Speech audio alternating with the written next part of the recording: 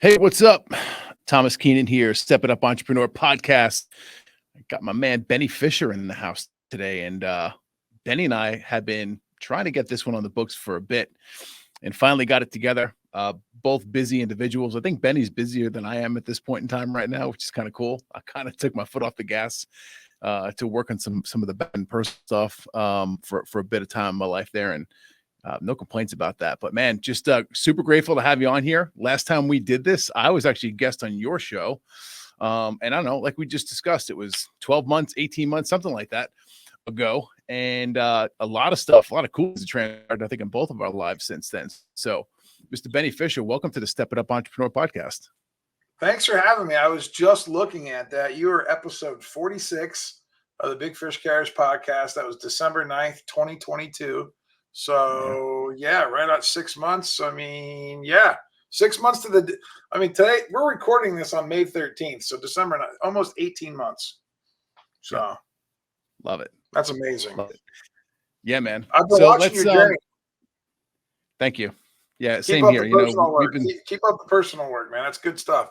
I've been on a mission. I've been doing that since mid 2020, and I'm starting now to come out of it to where I actually want to go do more stuff. Like I'm actually ready to get back to growing businesses and I've been I've actually had my foot off the gas, even though it looks like I'm on the gas. It's a weird thing. It's more optics on social media. I feel like it is optics, but it's also a testament to the work that both of us have put in prior to saying, hey, I've got to go work on some other stuff for a little while. And there's momentum behind what we have done in the past that keeps pushing us through even the times when we take our foot off the gas. Just my perception of it, at least. Yeah, that's so true. I've had the roofing business. It's going to be coming up on 9 years in October. So, I was 5-6 years into that journey, and I ended up getting a divorce right during COVID. I ended up not liking working at my own company, and there was a guy there that was running my company, the COO, the integrator, wasn't really didn't really align with our core values, and I didn't realize what that was because I didn't have core values at the time to kind of guide me. I had them in my heart, and that's where I knew that we weren't in alignment anymore. And but because I was so in the weeds of trying to get through the divorce and get my new single life on track. And then I met a girl, and then I was deep into that. Going to work wasn't something I was that focused on. But then 6 months after that, I read the book Rocket Fuel, and it all started to change for me. And then I found my integrator, which I know you guys do a lot of at your company. And then I started trying to. I had time for other passions, and really I liked helping other entrepreneurs, just like you do. Me and you have similar trajectories, and then I'm just in love with helping other entrepreneurs, and so I've been kind of focused on more on that, kind of let my business kind of run itself, and helping other guys that want to kind of live that life by design. Yeah. That's beautiful. So I got some questions for you here. Go back to 2020. You mentioned that, hey, I had a COO, that right-hand person, the integrator working for me. There was a value misalignment. I realized that, things weren't right on the home front. And you said you started going through the proceedings of a divorce around that time. What were the signs, and not necessarily on the personal side of the house, more on the business side of the house, what were the signs that that person wasn't a right fit for your organization? Man, they were glaring, actually. There would be times when he would yell at me. He had trouble. He had trouble processing his emotions, about things. So he'd get excited after a meeting or something like that, and tell me I couldn't do something, or tell me this, and and keep in mind I was 100% owner of the company. And I'm the guy that started this thing from the ground up. And the whole reason he was there was because of me. But he was super smart. He had an MBA. He was 10 years older than me. We had more money in our bank account than ever before. He was a spreadsheet genius. So that was the first one. The second one was, I guess he would talk shit behind my back to the other employees. And again, those other employees were all there because of me, and they would eventually tell me.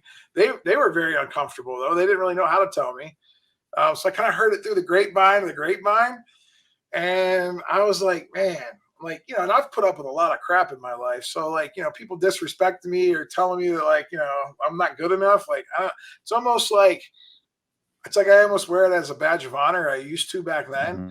Mhm. I now have a much stronger backbone, and you know, but I also didn't want to always be the guy that would just react every time somebody hurt my feelings, and didn't want to just fire people like left and right. So like, you know, so there was that.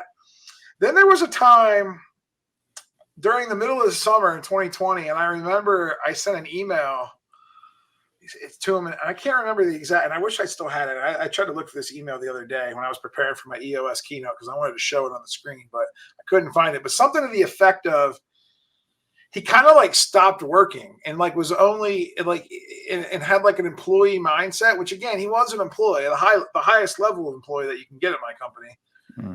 But he said something like that to me in an email, and it just didn't sit well with me at all. Like where he was just like, yeah, I'm just putting my time in, and like, you know, almost like he was like had 1 foot in, 1 foot out. And I'm just like, but I'm still rebuilding my personal life at this time. And I'm just like, I didn't really know what to do. And then when I read the book Rocket Fuel later that year, I'm like, oh yeah, this is just I have the wrong guy. But then I took it on myself and said it was my fault because I didn't clearly articulate the vision or the values, and that I need to give it a chance because he had been here for 2 years. So I'm like, hey, I think you're supposed to be in this integrator role. I know we call you the COO, but like maybe if you're more like an integrator, and like we set this foundation up, and you know, and I tried 2 full day meetings at EOS with him, and after that, my implementer said we got to get rid of him. He's no good. He's burning the place down. And so that's, you know, it's almost like when somebody else has to tell me like it's okay to let him go now, because I have such a strong. I can hold on to people. I can hold on to pain for a long time because I have that. You can always find the good in the person. Yeah, that too. Well, I also think it was me doing something wrong. I always like take that full personal responsibility. That like, maybe I wasn't a good enough leader. And so like, where is that line? You know, like where's the line of me not giving enough resources and tools and being there, right? Because I'll admit, like, I was not present in my business very much. So I kind of left him on an island. But in saying that, the more time I spent with him, the more time I didn't want to be around him, and he didn't want to be around me. So like, yeah, it was an interesting time at Big Fish Contracting. Oh, I bet. So let's talk next steps. You know, you're obviously you go down the path of EOS, which has opened up countless doors for you now in the future, the current version of you, right? You go down the path of EOS, hire, get involved. You get the EOS implementer to come out and work with you guys. You have 2 meetings with the implementer, and they give you permission to say, Benny, knock, knock. It's okay for you to let this guy go because the person's not the right fit. Like, what were the next steps? Do you let this person go, and then all of a sudden you're now taking on all of their workload yourself, or do you go find someone else first to fill the shoes? Well, it's funny that you said that, because when I read the book, like in October of 2020, and I made a phone call to a friend of mine who did some of my accounting work for me in the first 5 years of Big Fish. We got too big to where he couldn't do it because he was kind of doing it on the side. He was director of accounting at a big mechanical company. And I called him up. I said, man, I always knew I was looking for you. You're this guy. You're the integrator. And I said, you need to really think about joining the guy that I have working for me. And he kind of knew who he was, because as the transition happened, he kind of helped him like get the books like all set up and everything. But it took him like, he couldn't make a decision like that overnight. So I had already had that guy pegged as the guy. His name was Rob. And then my implementer, of course, he's like, well, you got to make this a rock. You know, you got to go out on a search. You know, we got to go find the best, you know, the right person, make sure he's in the right seat. But like you said, I went on vacation. I remember this. It was January 1st. I was gone for like 10 days. We went to Colorado. And I was like, man, I got to fire this guy. I said, but I don't want to because he does all of the books. He does all of the accounting. He also makes sure that everybody's getting these jobs done, and he's making sure that some sales are coming in.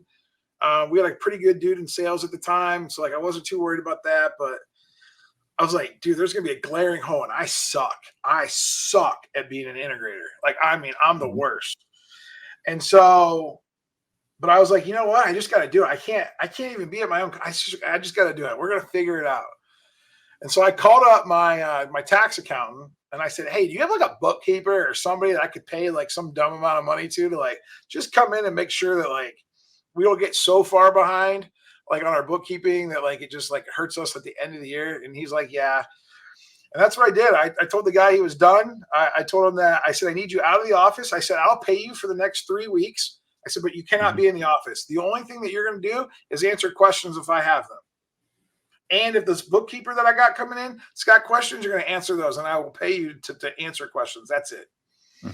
And so I did. I made the transition, and then I basically called one guy out of the off or out of the field and brought him up to my leadership team. And I took the lady that was in my office and put her on the leadership team.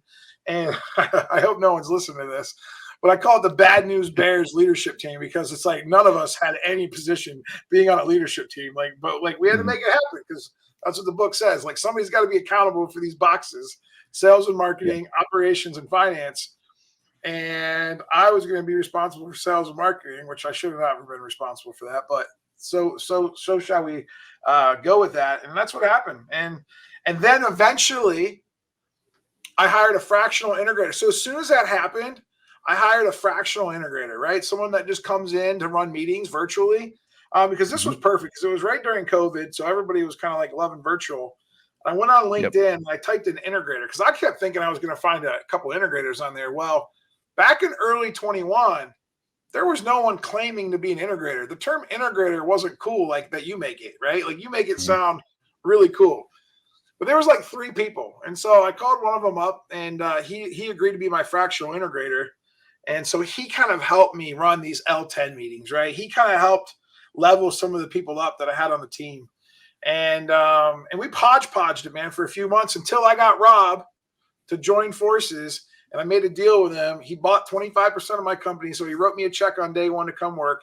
He dropped the mic at his old company. He was he just got promoted 4 weeks before to being CFO, which, you know, for him, I think he was like 42 years old. I mean, like that's as high up as you can get in the financial world, right, at a company. I mean, he was making really good money. And he left it all to take a shot at entrepreneurship. And, you know, that was 3 years ago. He joined forces April of 21. So he's just finished up his 3rd year. And it's allowed me to then create even more space for myself to heal, right? Some of the stuff that you're going through, right? And that's been a blessing, man, because now that's got me ready to go. Like I'm ready to take life at a whole different angle now. Yeah. So I was having a chat with a buddy of mine who's also a COO, and he's done some fractional work too, or interim COO work as well. And if I mentioned his name, no one, but I don't want to put his name out there on the podcast. And he's a gentleman as well, just like us, who's gone through a lot, done a lot for himself on we'll call it not just self-development, but healing stuff and getting rid of certain things out of his life because they no longer fit the bill or suited him at all. And he just, you know, just as a good friend, sent me a text this morning. Hey man, how you doing? You know, what's good? I said, man, everything's pretty good. Life is great. Travel's great. You know, the lady in the life's great. Kids are great. You know, business is doing well, but it's stagnant, if that makes sense. But it's like the money's coming in, but there's been no new growth. It's boring. And yeah, it is boring, right? And at the same point in time, I'm a firm believer that the last 90 to 180 days of your life represent what's in front of you today. Okay, whatever happened 90 to 100 days ago is now being reflected right now, today. So what was going on in my life 90 to 180 days ago that caused what we're feeling in front of us business-wise today? And he's like, you know, basically the conversation went like this. I said, you know, I understand that I needed to basically pull my foot off the gas and work heavily on me to fix some things. And what happened was I had this on the business side of the house. The foundation, the personal foundation of Tomas that was built could only support this much business. And I had capped that fucker out, right? So I had to intentionally go back and dismantle the foundation of the personal side of Tomas and rebuild it, firm up the structure, sure it up, right? Add some rebar and some concrete kind of deal. You know what I'm saying? And now that's going to allow me to go and hit a much higher potential on the business side of the house, Right. So like that's kind of the stage of life or business that I'm right now. And I don't regret it. I'm not mad at it, but it's part of the process that I had to go through. I mean, I agree. It's part of the process that I feel like I'm just about on the other side. And I'm actually Mhm. almost afraid to go back into full throttle Benny because, like, the last full throttle Benny I remember didn't turn out well. And so, like, I'm a little bit afraid, but from everything I read, I should be okay. I'm working with a new therapist. He's actually wrote a book. I don't know if you've heard of the book Driven by Sure. Dr. Douglas Brackman. Hmm. I'm actually working with him one on one. He's my new therapist, and so we're working through some of Yeah. these things because I've been enjoying being a dad and being a good partner at home and hanging out with entrepreneurs. And I do a lot of stuff with my friend Joseph Hughes at Contractor Dynamics, and I get to go to Hmm. workshops, and I just get to be Benny. There's not a lot of pressure, right? Like I don't. There's just not a ton. There's not pressure. Like I'm just getting to be my true self, right? And it feels good. But I know when I go back into the lab to build something, the more dominant Benny comes out, and Hmm. yeah, I don't know. I don't know if I'm ready quite yet to just unleash him yet, but it's coming soon, I'm sure. Yeah. Yeah. Hey man, it's one of those things. I also find that I go through seasons with that stuff too. Like, me being an integrator, there's a lot of building behind the scenes that goes on oftentimes, restructure, rebuild a system or a process, revamp an offering or a product, revamp the customer experience kind of thing. And, what was there worked for the interim. However, how can we optimize this and make this better for the future version of not just me, but also the company? How do I show up better for the clients? How do I show up better for the people who are responsible for and care about, and vice versa? And oftentimes, I don't have the motivation to go do that heavy duty lifting work required to build that stuff out. And I also find myself pausing, and some people may look at me like, man, you just sat around and did nothing all day. Well, not really. I always do a little bit of something, but a lot of my time spent in between these phases of building is think kind of mapping out this process, mapping out the project in my head before I jump in and get started. And the old version of me would have jumped in head first and driven until like, holy shit, you burn yourself out, you got nothing left. And I find the newer version of me is okay with pausing and taking some of that time to sit home, read a book, have not too many calls that day, or whatever the case may be. And the more time that I spend focusing and thinking upon what this next iteration, the next version is going to be, the better prepared I am when inspiration comes through for me to really go build it. That's very true. You are Yeah. definitely right on all of those fronts. I mean, I'm living it right now. I mean, I do have a question for you, Mr. Integrator. How do Mhm. you because I have zero integrator in me, but I'm assuming obviously you have more visionary than you than I have integrator in me. And so how do you switch that hat around? And have you ever thought like do you love one? Do you love being an integrator more than love being a visionary? Or like tell me a little bit more about that.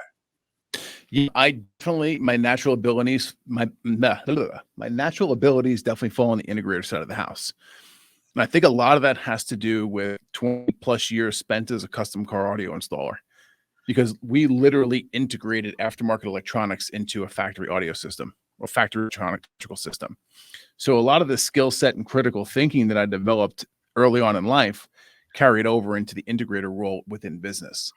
Um, I'm definitely a little bit of an anomaly where I wouldn't say I'm a true hybrid. I got the visionary and the integrator. I'm definitely more integrated, but I have a really good amount of visionary in me. So I can sit down and I can future cast and say, okay, this is what's going to happen. This is where we're going to go. But I definitely enjoy more of the integrator side of the house, if that makes sense. No, that's great. If you're ever looking for a fractional visionary, because I don't think it's a full-time job anywhere, you should hit Hmm. me up, man. Because I have this uncanny ability, not just to project the future and growth, but I can also see connection between dots. And Hmm. then I can see new opportunities and patterns, usually by working with an entrepreneur to where they haven't been able to see that for themselves. I mean, we work with some people, um, in this mastermind that me and Joe started called the Arena Mastermind. And I've been working with some contractors in there that aren't very visionary at all, to be honest with you. Because they're trades guys, they were roofers, they were sales guys turning into business people. I believe that there's some of us that have a God-given ability, right? They're born with like some certain skill sets. And I've been able to kind of inspire them, right? And be able to like get them to see a vision for their life and for their business that they never thought was possible. And I never realized that was really like I just thought that's something I just always did. I guess that's not common. Because I'm talking to more and more entrepreneurs. They're like, Benny, you always see bigger than what I can see. And I'm like, oh, well, I don't know. That's the only thing I feel like I'm good at. Hey man, it works, and you've capitalized on it, which is great. Yeah, I mean, Tell me, I'm trying to figure out how to put that together a little bit more, because it does sound weird. There's fractional CMOs, there's fractional CFOs, there's fractional integrators, I've never heard anybody say they're a fractional visionary, but I'm trying to put that out there more into the ether to see if that's a thing. I bet you it can be. So here's a recommendation, and I'm not deep into this book yet, but it's definitely something that's hitting me pretty good. Have you heard of Donald Miller? Story Brand? Yeah, the Story Brand. Yeah, so he's the guy that wrote Story Brand, has a whole coaching practice around it, whatever. Real sharp guy. Big dude on the public speaking circuit, whole 9 yards. I've got a colleague of mine in the car audio business who's out of Tennessee, and I'll give him a shout out here. His name is Dan, and he is the basically head sales guy over at Titan Motoring in Tennessee, Nashville. Donald Miller is one of his clients. So when Donald Miller gets a new car, he brings it over to Dan and the guys over at Titan, and they do some really cool shit to it. So every time Donald Miller comes out with a new book, he knows that Dan loves to read, and he comes in, he gives him a couple copies. So I happen to be in Nashville for speaking engagement in the car audio industry about 3 weeks ago or so. And I see Dan, we're at dinner, and he's like, oh shit, I got to run to my car and get you something. He hands me a book, and it's Miller's latest book, and it's called Coach Builder. I believe that's the title. It's got a red cover on it. It's like, okay, cool. Thanks, man. I appreciate it. So past weekend, I was heading back up to the Northeast from Dallas to go see my mom for a couple of days. And I needed a new book for the flight. So I was like, let me just grab this thing and see what it's about. And I'm maybe a quarter of the way into this book. And the information and the way that he's telling you to think about designing some of the offerings and the products for a coaching business are pretty damn cool. So cool that I'm actually going to go back in and rework some of the things that I already have in place. So I'm telling you this because the framework that he gives here, I think would really apply to what you're going through here with you saying, hey, can I be that fractional CEO versus the fractional COO? And yeah, I totally think you can. So if I were you, man, I'd pick that book up and give it a read and get inspired. I love it, man. Thank you. That's why I love doing podcasts. You never know what's going to come up. Yep. It's so true. Let's talk about this new mastermind you got going on. How did this all come about? Because I've been watching, from the 30,000 foot view, from the social media view, and seeing you guys put this thing together and things popping off, and you guys hanging out with Gary Vaynerchuk, and you having a keynote speech recently for EOS, which is pretty wild. Congratulations on that. Tell me, how did all this start to come together, and what are the cool things that you see happening in the near future because of it? Well, I've been a part of, my own fair share of groups and peer networks. And, that's one of the things that I attribute a lot of my success to, of like getting over that hump of, 2019 to 2021, those couple of years. I really leaned into that. I'm not the smartest guy in the, out there. I have a high school degree, but never finished college. Couldn't sit still. And so being the stubborn guy that I was, I never read books. I never did any of this stuff. I literally built my business off sheer, just willpower. But that wasn't enough. Benjamin Hardy says, I think willpower isn't, I don't know, I forget what he says, but he's got a book about willpower. Anyway, me and Joe, Joe has this high ticket offer. It's like $36,000 a year. They do a lot of one-on-one intensive with your marketing manager in a roofing company. And it's pretty expensive. Top 1% of the 1% contractors can actually afford to be in that program. He's probably got, 75 clients. And he was like, but we turn away all these people, all these awesome people that are like, man, they need help. And Joe was like, what can we do? What can we do? I was like, I said, I know it sounds cheesy because there's a lot of bad masterminds out there, and it may, maybe people are going to make fun of us and whatnot. I said, but we should start a group. I said, we should just start a mastermind for like all of the people that want to hang out and learn from you and me. And we could just kind of just put it together, just, see what happens. Like at the end of the day, like, it's not like our job, it's not our like number one stream of income. So we put something together. We did a webinar just to see if there was any interest. First of all, we had like 60 people show up to the webinar. I think 20 people signed up right away. And then we probably added another 20 or so since then. And it's been going on for about 5 months, 6 months. And we had our first, what we call boardroom. So like our mastermind basically just meets remotely 1 hour a week on Zoom, right? Because everybody's busy. But we always want to do the in-person stuff. And we did a couple of things where we were at events like roofing conferences. And we'll say, hey, if you're a member of our mastermind, we're taking you guys to dinner in Vegas for one of the conferences. We rented a party bus and had some fun and just networked that way. But last week, or no, it was 2 weeks ago, me and Joe were having dinner with Gary V on a Monday night in New York City, special little caviar and champagne thing. There was like 30 people invited. I'm like, we're in New York City. I said, let's do a mastermind event for only our members the day after. We'll rent like a WeWorks, conference room, and then we'll go to dinner afterwards. And that's what we did. We had 12 people show up. We're looking for quality, not quantity. And we're having a lot of fun. I mean, there's nothing new that's happening here, like other than like, we're just trying to make it better than all the other shit that we've been in that sucked. And we're taking all the good stuff from the good stuff and like put it all together and just, it's very, I think it's pretty low ticket compared to some of the stuff that I'm in. It's very affordable. We add courses and we put, Joe's building out courses. He's good at that stuff. I'm not really good at building out a course. But we do hot seats, which are kind of fun. I think it's their favorite part. We bring in guest speakers. We had Chad Wright, the Navy SEAL guy. I don't know if you've ever heard of Chad Wright. Yeah, he was a guest speaker. I was on a call with Gary V this morning, trying to get Gary to do. I'm trying to get him to do a book launch, like the Day Trading Intention book launch for our mastermind.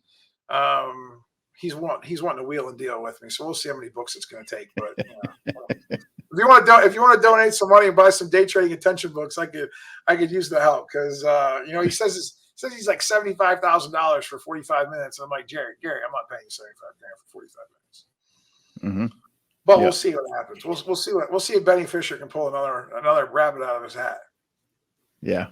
So here's a question to you. How did you establish a relationship and an ongoing relationship with someone like Gary Vaynerchuk? Well, just like most of us listening, I've been watching him on social media since 2012 and 2013. And that's when I finally started to understand what marketing and branding was all about. Started my roofing company in 2015 with brand in mind. We call it the Big Fish Contracting Company. It had a cartoon fish from day one. I think we were one of the first people with a cartoon in the roofing world.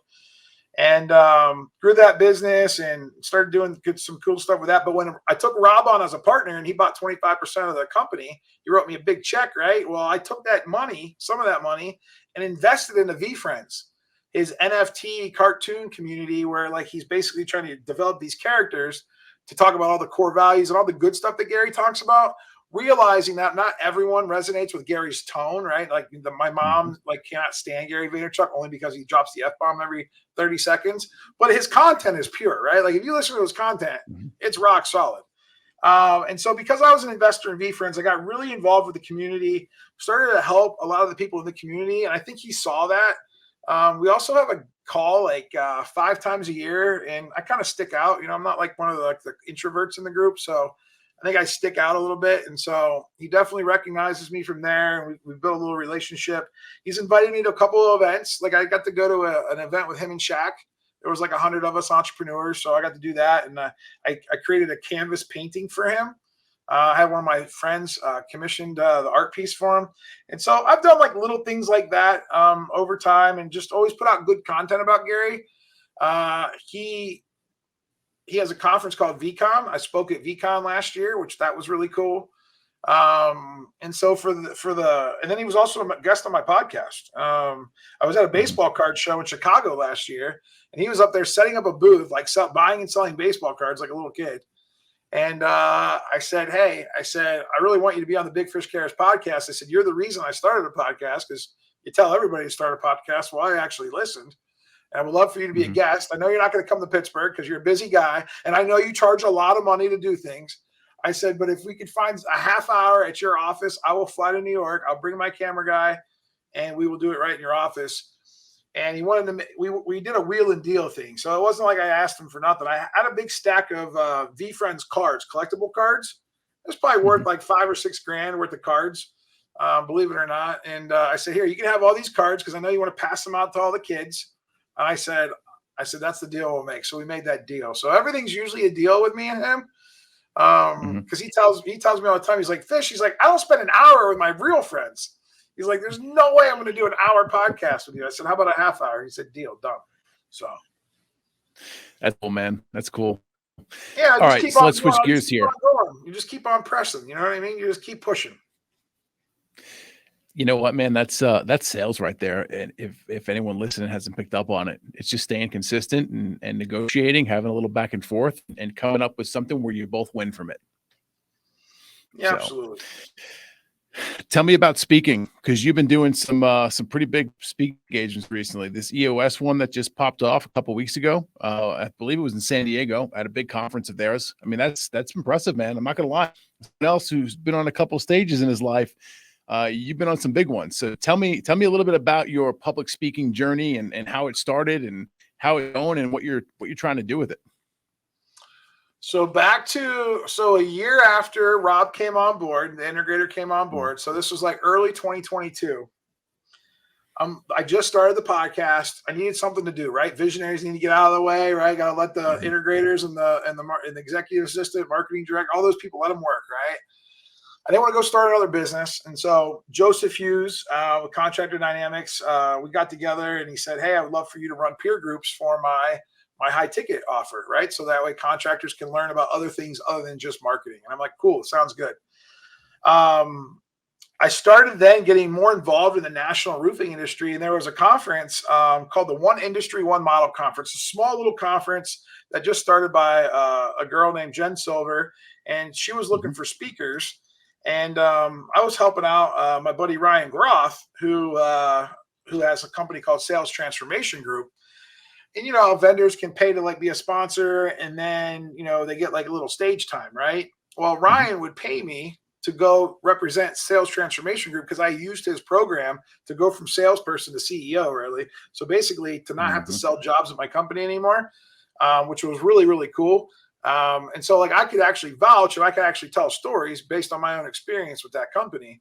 And so I would, you know, tell these at these small little workshops. I'm talking like 30 to 50 people, right?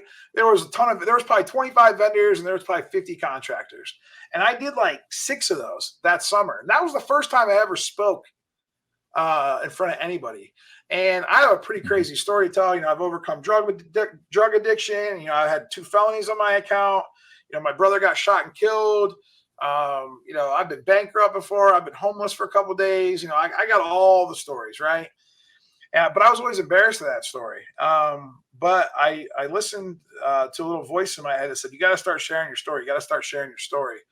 And so I started practicing my story in front of like these small groups. I'm like, oh, you know, no one's going to hear me. There's only like 50 people. Like if it sucks, like it's not a big deal. So I would like do it. And like people would give me great feedback. These contractors would come up to me and give me great feedback. Next thing you know, my friend Dimitri, who's got a podcast in roofing, was starting a new podcast and wanted me to be a guest. And I said, well, I got a really good story to share. So I shared that story publicly on a podcast and he gets thousands of viewers.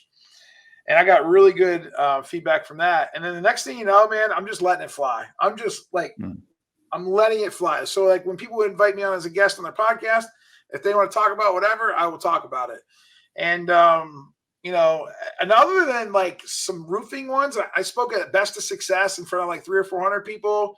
I spoke at IRE, which is the International Roofing Exposition. There was like, you know, it was more of a breakout. So there was only like 300 or 400 people in that breakout, done stuff like that. But then all of a sudden, you know, Gary Vee and his team said, hey, we want an entrepreneur to lead off VCon. I was on a panel for that. So it wasn't just like me by myself. which, it's got its pluses and minuses. Pluses is there's not a lot of pressure on you. Minuses is you don't get a lot of talk time. But it was still pretty cool because I was the lead. We were the kickoff, right? We were the kickoff panel.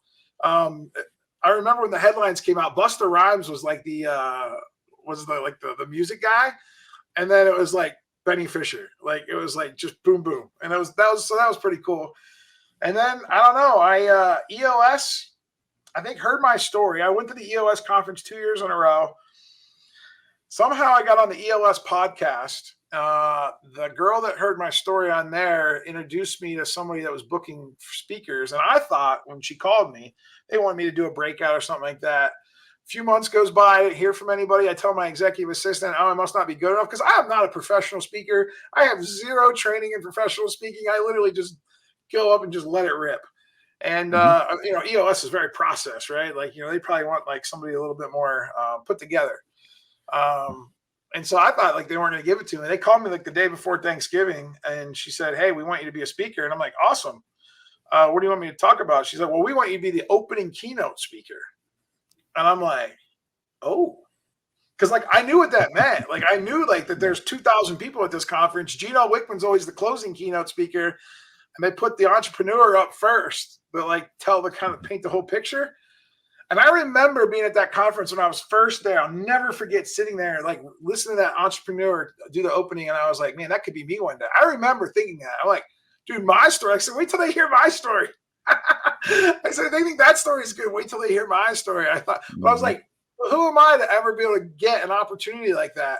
And everything in my life that I've ever done, I've always usually had to chase and go get it. This is one of the first times in my life where they like chased me. And like, that was a cool feeling. Like, that's true alignment right there. That was a cool feeling. And now, believe it or not, I'm in a mastermind with Gino Wickman about the 10 disciplines to maximize your energy from his new book, Shine. It's also at the end of the EOS life, these 10 disciplines. And they just invited me to do that. So I'm going to be doing that over the next year. So I get to be in the Gino world because like Gino Wickman and Gary Vee, they couldn't be more different human beings. Yeah. But I love and respect both of them. And for both those guys to like have an intimate impact in my life and to actually be, in their circles a little bit, like, I don't know, man, it's just a testament to what's possible if you just like, keep your head down and keep plowing ahead. Yeah, dude, that's awesome. So are there any future endeavors, future plans? I mean, look, you're landing some serious speaking gigs here, and you just admitted it openly here on a public podcast that you're not what you would a professional speaker. You're not a trained speaker. You're not someone with a dialed in system or a process. Is there any room in the future for you to go in and invest a little bit more time, effort, money, energy, whatever it may be, to become more of a professional speaker? Is that something you truly enjoy doing? Is it something worth pursuing for Benny? Yeah. I mean, I love it. There's, I've done a lot of drugs in my life, and there's no better drug than going up on stage in front of thousands of people and like just letting it all hang out there. That's like, there's no better drug. So yeah, I would love to do that. I've never so again, this is where old Ben would say, like, old Ben would have been all over that, been like, yeah, let's take the course, let's get the coaching, let's set up a pipeline, let's like start outreach, let's start like, banging doors down, right? Mm-hmm. But new Benny says like, maybe when the right person wants to find me, they're going to find me, and I'll just answer the calling as somebody calls. And so like, I'm still struggling with like, do I want to go through all of that and like try to achieve just to like say I'm a speaker? Like, I don't know. Because so far, so good. People just keep kind of asking me. I haven't really had to ask anybody to be a speaker. And now people will tell me that that's not sustainable, but like I make plenty of money doing other things in life. And so like to be a paid speaker is great. But like, and I'm sure I'm still probably 10 years away from Gary Vee or Ed Milet status. But at the end of the day, like, I don't know, I'm getting paid pretty good. And here's the other thing. I do these workshops for contractors. I'm doing like 6 of those a year. And so to me, I actually have more fun doing the workshops.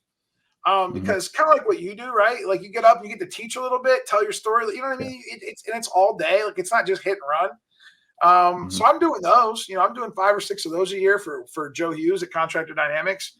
So I like doing that. I love working with entrepreneurs. So if it's a combination of like a really cool 30, 45-minute keynote, maybe if it's some like workshop stuff or there's some Q&A, like, I mean, I'm down for whatever. So yeah, if you know anybody looking for a high energy dude like me, let me know. Yeah, man, that's awesome. And yeah, I totally get what you're saying. And you kind of alluded to it, but I've gone up and I've spoken on stage for the 45 minutes, the hour. Shit, the first one I did was an hour and 20 minutes. Very first speaking engagement, hour and 20 minutes. Like, oh my God, I was sweating bullets for like 2 months prior. But I thoroughly enjoy more of the workshops type stuff where, yeah, you do get that time to the front of the room. You can tell parts of your story, but you could also say, all right, cool. Well, now that you heard the story of it, here's what we're going to do from an exercise perspective so you can truly understand what happened here, and let's help you overcome something. That's where I truly like to operate and help people. And to me, kind of like what we were talking about when you first opened here, you're working with Joseph, Contracted Dynamics. You guys spin off and kick up your own mastermind as well, which I think is awesome. But that's where I truly find the fulfillment for me is in helping others. It just feels good, and it feels beyond anything else that I've ever done in life, including the drugs, like you said. Yeah, I mean, like it's I guess, yeah, it's when you can serve others, and like there's no better way to do that, like in an intimate, like like one-on-one or a little small group setting, or even like a small room setting.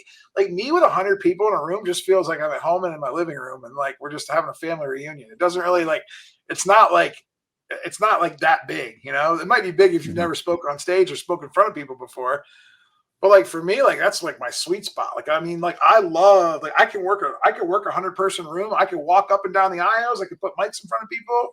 I can get people talking. I mean, I could hold that room for 4 days straight if I had to. Mm-hmm. Like it's just it's one of the gifts, right? Like it's the extrovert in me combined with my life experience, combined with my ability to want to help people. Like it just all comes out. And Yeah. so yeah, I'm looking forward to doing some more of that stuff. But yeah, if there's a big keynote, man, I'm down. I mean, it's good. I will say it gets easier too. Preparing for that ELS one, I think there was 22 or 2,300 people in that room, and they were very process driven. So I had a whole team of people that like, they kept reviewing my slide deck. They wanted me to do some rehearsals on Zoom. That's another thing, man. Rehearsal on Zoom is nothing like the real thing. Mm-hmm. I was like, this is not a good simulation. I said, I feel like I'm dead staring into a screen. I'm actually more animated with you because there's someone like going back and forth with me. But when you're just presenting for 60 minutes, it's hard. Just looking at this like camera and this light and like, oh man, it is awful. Yeah. It is awful. Yeah, I agree. I had an experience like that. Go back to 2020, maybe even 2021. I do a lot with the car audio industry too. And it's called, the event's called Knowledge Fest, and it's for the MEA, the Mobile Electronics Association. So, right around COVID, they found all these in-person events that they have, and they typically do about 4 a year. And they hit me up. They said, hey, look, we're going virtual for this next one until what the hell's going on with the pandemic and all this crap. So yeah, cool. Would you be willing to present virtually? And we're gonna basically get an upgraded like webinar kind of Zoom room and have different breakout rooms, and you got an hour and 20 minutes to present to a group of people. Like, yeah, cool. So I set this whole thing up, like you, get my slide deck ready because this is not just me on stage. This is me behind a screen. Hopefully my mic and camera are working. And like you said, man, like once I logged into this Zoom, all I could see on one screen were my slides, and on the other screen, it's me. There's not a single person who I can look at. I have no idea if I'm actually, if my stuff is being presented to them, and like no feedback whatsoever. And I got to tell you, it was one of the most difficult, if not the most difficult speaking engagement that I've ever had. Yeah, it's like I feed off the humans and the energy in the room and even their faces. Like when you're on stage, like I can only see about the first 4 or 5 rows anyway, but like that was enough, man. All I need to see is one live human, and I'll be better than like like even I can see you right now, which is great. But on those rehearsals, man, like everyone shut their cameras off, no one was on the screen. I was like, oh. Yeah. But hey, it worked. You know what? I do think that those also help prepare me in some little way, right, along the way, and they know what they're doing because. They how about this? So they have a session survey. So EOS is known to do this every breakout, every keynote. all the people are supposed to log in and fill out like a rating from 1 to 10 with some comments. Well, I mean, I never do that stuff when I'm a guest. So like, I was like, how many of these are I got 262 responses. Mm-hmm. So over 10%, which I thought that was pretty good. And then I read through the feedback and I saw some of the scores. And of course, I focused on all the bad ones first, right? That's just the human in me. I'll never forget. I was on a call. I was on a different type of call, and there was like 4 or 5 people. And I remember seeing the email. I glanced at the email, and I started looking at it. I'm like, oh man, like there's like a 3 and a 4 and a 2, and there's some nasty comments. And I was like, wow. And then I went and started looking through all of it, and then I saw all the 9s and 10s and all the amazing comments, and there was like a boatload of good comments. Mm-hmm. And so I went to figure out my score. My average was like a 9.09, which was really good. They say they always look for better than 8.5 to bring people back. And so like that was really cool. But it goes to show you the human in me focused on the negative ones. But yeah, that was such a cool experience. And I feel like I still get messages, even it's only been about a month ago. I'm still getting messages. I'm getting LinkedIn messages. I'm getting emails every once in a while. I've gotten 2 people that want me to go speak at a conference that they're a part of. So I'm trying to work out some of those deals. And so maybe that's how I'll do it. Maybe it'll just be a slow, organic process. I mean, but maybe I do get a speaker coach, or maybe I do get I don't know. I know you can be in those speaker bureaus too and things like that, right? And it just seems kind of watered down once you do all that, though. It does. I've definitely got the approach that you're going with here, where it's definitely a little bit more of an organic approach. And hey, you get a gig, you go in, you speak, you interact. Either someone wants to do business with you because of it, or they're knocking on your door saying, hey, I've got a group or a mastermind or an event that I'm part of, and we'd love to have you. I think that right there is probably the best test that you can get. It's like, hey, this is actually working. The people enjoyed my message, and it's opening up other doors and opportunities for me moving forward. And I think that's really what it's all about. Yeah, I like it. So, yeah, man, dude. I appreciate you coming in here today. We're at time. You've been cool about your story, some stuff that I didn't know, and I appreciate you sharing it as well. But before we wrap up and get out of here, you got something you want to promote or a place you want to see people? I mean, they can go to bennyfisher.com. Pretty much all my stuff's up there. They can book me as a keynote speaker, or they can book my media team. See, that's the other thing about me. When I come to your event, not only can you pay me to come and speak, but I will also help you promote the event.